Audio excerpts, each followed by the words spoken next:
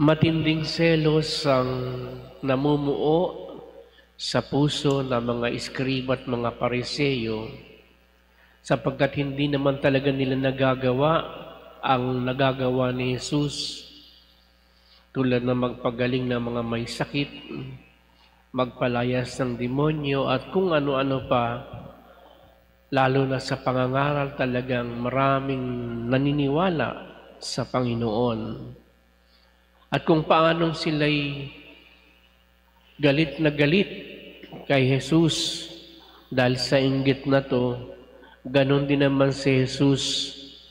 Sila'y binigyan ngayon ng isang matinding leksyon. Sinumbatan ng Panginoon ang mga iskriba at mga pariseyo na sila'y puro lamang panglabas at ito'y hindi tumitimo sa puso. Ang nais lamang talagang iparating ng Panginoon ay anumang pagsamba ng tao, lalo na yung mga ginagawang eksternal, tulad ng paghuhugas ng mga kamay bago kumain, at maraming samot-sari na mga nilikha ng tao na isinasama sa liturhiya, kung hindi rin naman ito nakapagdudulot na maarok o marating ang kalooban ng tao, ang tinatawag na interior self, anumang panglabas na hindi tumatagos sa puso ng tao, ito'y walang kabuluhan. Yan ang larawan mismo ng mga iskriba at mga pariseyo. Sa dami ng kanilang mga nilikhang mga batas, nakakaligtaan nila yung pinakamahalaga sa batas. Sa halip na sundin nila ang utos ng Diyos, ang mga batas na nilikha ng tao na lamang ang kanilang sinusunod. Kaya kung baga, dahil ito'y nagagawa naman nila yung mga paraan ng paghuhugas, ng pinggan, ng mga saro, at kung ano-ano pang gamit sa simbahan, inaakala nila sila'y mga banal na. Pero ang totoong kabanalan, mga kapatid, ay ang enkwentro sa pagka-Diyos ng Diyos. At ito'y palaging nagmumula sa puso ng tao.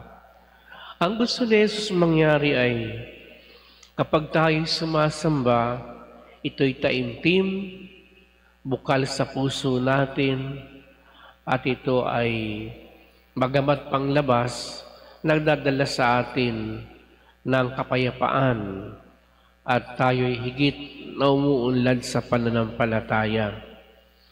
Kung baga ang nagbubunsod sa atin, sa ating pagsamba ay ang pananampalataya at ang pag-ibig ng Diyos.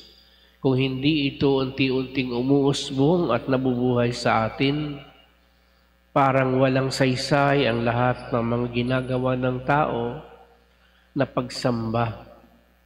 Tulad ng ginagawa natin sa Eucharistia, maaaring tayo'y nasa motion ng pagsasakatuparan nito sa panglabas, uupo, tatayo, luluhod, sasagot.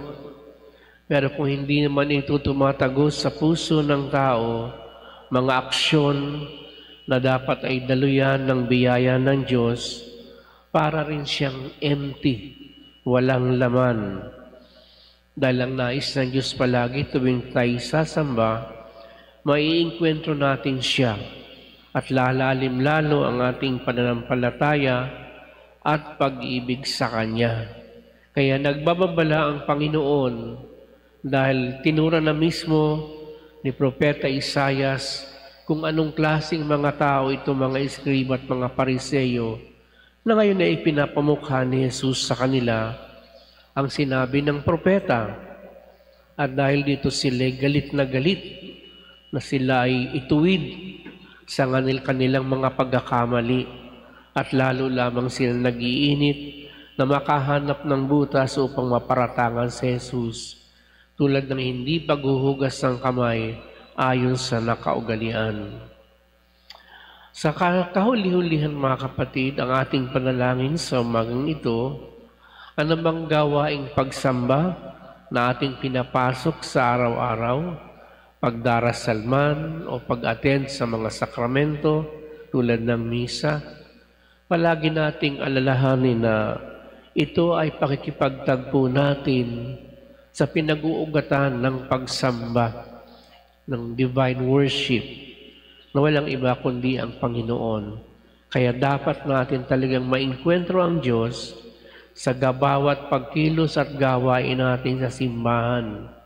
Otherwise, kung hindi, dahil kuminsan may mga hadlang sa atin tulad ng hindi tamang disposisyon, tayo pinupuno ng galit at kasalanan, kung kaya hindi tayo makapenetrate, hindi makapasok ang daloy ng biyaya sa puso natin at hindi natin mainkwentro ang Panginoon kahit tayo nagpupumilit na pumasok. Hayaan natin na Diyos ang magtrabaho upang sa pagbubukas natin sa Kanya, matanggap natin ang biyayang kailangan natin at magkaroon ng bunga ang ating ginagawang pagsamba sa tuwi-tuwi na, lalo na sa ating mga palasimba.